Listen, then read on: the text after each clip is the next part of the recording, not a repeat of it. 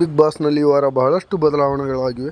Captaincy ಆಗಿದೆ, ಉತ್ತಮ ಕಳಪೆ ಆಗಿದೆ, ಎಲ್ಲ ಕೂಡ ಆಗಿದೆ. ಆದರೆ ಒಂದೇ ಆಗದೆ ಉಳಿದಿರುವಂಥದ್ದು ಅಂದರೆ ಅದು ಕಿಚ್ಚನ ಚಪ್ಪಾಳಿ ಯಾರಿಗೆ ಸಿಗುತ್ತೆ ಅನ್ನುವಂಥದ್ದು. ಈ ವೀಕೆಂಡ್ನಲ್ಲಿ ವಾರದ ಜೊತೆ ಕಿಚ್ಚನ ಜೊತೆ ಕಾರ್ಯಕ್ರಮದಲ್ಲಿ ಈಗಾಗಲೇ ಇಬ್ಬರನ್ನು ಸೇವ್ ಮಾಡಲಾಗಿದೆ. ಅದರ ಪ್ರಕಾರವಾಗಿ ಅಶ್ವಿನಿ ಗೌಡ ಹಾಗೂ ರಕ್ಷಿತಾ ಶೆಟ್ಟಿ ಅವರು ಸೇವ್ ಆಗಿದ್ದಾರೆ.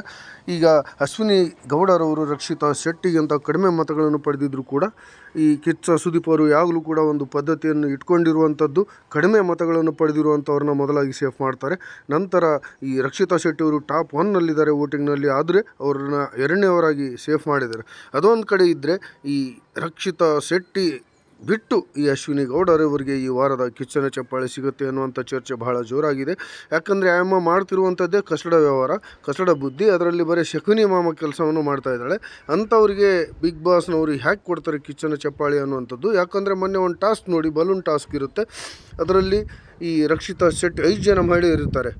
ಆ ನಾಮಿನೇಟೆಡ್ ತಂಡದಲ್ಲಿದ್ದ 5 ಜನ ಆಡ್ತಾರೆ. ಅದರಲ್ಲಿ ರಕ್ಷಿತಾ ಶೆಟ್ಟಿನೂ ಇರ್ತಾಳೆ, ಅಶ್ವಿನಿ ಗೌಡನೂ ಇರ್ತಾಳೆ. ಆದರೆ ಆ ಬಲೂನ್ ಟಾಸ್ಕಲ್ಲಿ ಅಶ್ವಿನಿ ಗೌಡ ರಕ್ಷಿತಾ ಶೆಟ್ಟಿಯನ್ನು ಕೈಯಿಂದನೂ ತಳ್ತಿರ್ತಾಳೆ. ಆ ಬಲೂನ್ ಅದೇನಿದೆಯಲ್ಲ, ಬಲೂನಿಂದ ತಳ್ಳಬೇಕು, ಆದರೆ ಕೈಯಿಂದನೂ ದಬ್ತಿರ್ತಾಳೆ. ನಂತರದಲ್ಲಿ ಕಾಲಿಂದನೂ ಒದ್ದು ಹೊರಗಡೆ ಹಾಕ್ತಾಳೆ. ಹಾಗಾಗಿ ಅಲ್ಲಿ ರಕ್ಷಿತಾ ಶೆಟ್ಟಿ ಔಟ್ ಆಗ್ತಾಳೆ. ಕೊನೆಗೂ ಈ ರಕ್ಷಿತಾ ಶೆಟ್ಟಿಯನ್ನು ಹೊರಗೆ ಕಳಿಸಿದ ಅಶ್ವಿನಿ ಗೌಡ ಕೂಡ ಉಳಿದಿರಲ್ಲ. ಅದರಲ್ಲಿ ಆಯಮ್ಮನೂ ಕೂಡ ಔಟ್ ಆಗಿಬಿಡ್ತಾಳೆ. ಇದು ಆಯಮ್ಮನ ಕಸಡ ಆಟ. ಇಲ್ಲಿಗೆ ಆಯಮ್ಮಗೆ ಇದು ಸಿಗಬಾರ್ದು ಅನ್ನುವಂಥ ಮಾತಂತೂ ಸ್ಪಷ್ಟವಾಗುತ್ತೆ. ಯಾವಾಗಲೂ ಬೇರೆಯವ್ರನ್ನ ಟಾರ್ಗೆಟ್ ಮಾಡೋದು, ಕೇವಲ ಕಾಣೋದು, ಟಾಸ್ಕ್ಗಳನ್ನು ಆಡದೆ ಸುಮ್ಮನೆ ಕೂತಲ್ಲೇ ಪಂಚಾಯಿತಿ ಮಾಡಿ ಫಿಟ್ಟಿಂಗ್ ಇಟ್ಟು ಬೇರೆಯವ್ರ ಮೇಲೆ ಛೂ ಬಿಡೋದು ಈ ಅಮ್ಮನ ಕೆಲಸ. ಇಂಥವ್ರಿಗೆ ಕಿಚ್ಚನ್ ಚಪ್ಪಾಳೆ ಹೇಗೆ ಸಿಗಬೇಕು ನೀವೇ ಡಿಸೈಡ್ ಮಾಡಿ. ನಂತರದಲ್ಲಿ ಬರುವಂಥದ್ದು ಈ ಯಾರು ನಮ್ಮ ಮಾಸ್ಟರ್, ನಮ್ಮ ಬಾಡಿ ಬಿಲ್ಡರ್, ಇಂಟರ್ನ್ಯಾಷನಲ್ ಚಾಂಪಿಯನ್, 2ನೇ ಬಾರಿ ಕ್ಯಾಪ್ಟನ್ ಆದಂಥ ರಘು ಅವರು ಎಲ್ಲರ ಜೊತೆ ನಗ್ನಗ್ತಾನೆ ಇರ್ತಾರೆ, ಚೆನ್ನಾಗಿರ್ತಾರೆ.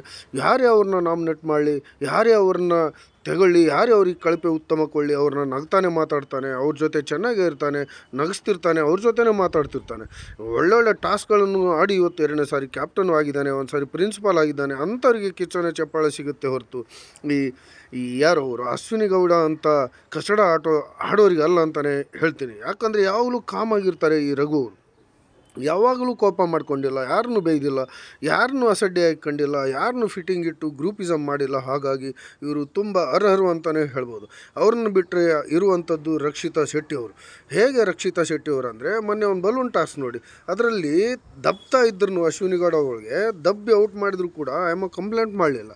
ಮೊದಲೆಲ್ಲ ಕೂಡ ಆಯಮ್ಮನ್ನು ಹೇಳಿಸಿದ್ರು ಕೂಡ ಆಯಮ್ಮ ಕಂಪ್ಲೇಂಟೇ ಮಾಡಿಲ್ಲ ಯಾರಿಗೂ. ನೋಡಿ, ಇಲ್ಲಿರುವಂಥದ್ದು ರಘು ಯಾವಾಗಲೂ ನಗನಗ್ತಾನೆ ಇರ್ತಾನೆ ಮನೆಯಲ್ಲಿ.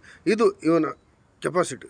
ನಂತರ ಅರ್ಹರಿರುವಂಥವ್ರು ರಕ್ಷಿತಾ ಶೆಟ್ಟಿ ಅವರು. ಯಾಕಂದರೆ ನೋಡಿ, ಈ ಮಾಳು ನಿಪ್ನಾಳ್ ಕ್ಯಾಪ್ಟನ್ ಆಗಿದ್ದಾಗ 6 ಜನರನ್ನು ನೇರವಾಗಿ ನಾಮಿನೇಟ್ ಮಾಡುವಂಥ ಸಂದರ್ಭದಲ್ಲಿ ಈ ರಕ್ಷಿತಾ ಶೆಟ್ಟಿ ಅವನ್ನ ನಾಮಿನೇಟ್ ಮಾಡ್ತಾನೆ, ಅಮ್ಮ ನಿದ್ದೆ ಮಾಡ್ತಾಳೆ ಅಂತೇಳಿ ಸುಳ್ಳು ಕಾರಣ ಕೊಟ್ಟು. ಯಾವುದೋ ಒಂದು ತಣ್ಣೀರು ಹಾಕಬೇಕಾದ್ರೆ ಬೇರೆ ಕಾರಣ ಇರುತ್ತೆ, ಆದರೆ ಇವ್ರು ಕೊಟ್ಟಿದ್ದು ಬೇರೆ ಕಾರಣ. ಹಾಗಾಗಿ ಅದು ಸರಿ ಇರಲಿಲ್ಲ ಅಂತಿದ್ರೂ ಕೂಡ ಎಲ್ಲೋ ಒಂದು ಕಡೆ ರಕ್ಷಿತಾ ಶೆಟ್ಟಿಯನ್ನು ಟಾರ್ಗೆಟ್ ಮಾಡಿ ಆಯಮ್ಮಗೆ ನಾಮಿನೇಟ್ ಮಾಡ್ತಾನೆ. ಆದರೆ ಮತ್ತೆ ಈ ವೀಕೆಂಡ್ನಲ್ಲಿ ಒಂದು ಅವಕಾಶ ಸಿಕ್ಕಿರುತ್ತೆ ರಕ್ಷಿತಾ ಶೆಟ್ಟಿಗೆ. ನೀನು ಯಾರನ್ನು ಕಳಪೆ ಕೊಡ್ತೀಯ, ಯಾರನ್ನ ಉತ್ತಮ ಕೊಡ್ತೀಯ ಅನ್ನುವಂಥ ಸಂದರ್ಭದಲ್ಲಿ ವಿಚಾರ ಮಾಡಿದೆ ರಕ್ಷಿತಾ ಶೆಟ್ಟಿ ಅವರು ನೇರವಾಗಿ ಮಾಡುವವ್ರನ್ನ ಉತ್ತಮ ಅಂತ ಕೊಟ್ಬಿಡ್ತಾಳೆ. ನೋಡಿ, ಉತ್ತಮವಾಗಿ ಕ್ಯಾಪ್ಟನ್ಶಿಪ್ ಮಾಡಿದ್ದಾರೆ, ಅವ್ರು ನಾಮಿನೇಟೆಡ್ ಮಾಡಿದ್ರಲ್ಲಿ ತಪ್ಪಿಲ್ಲ ಎನ್ನುವಂಥದ್ದನ್ನು ಹೇಳ್ತಾಳೆ.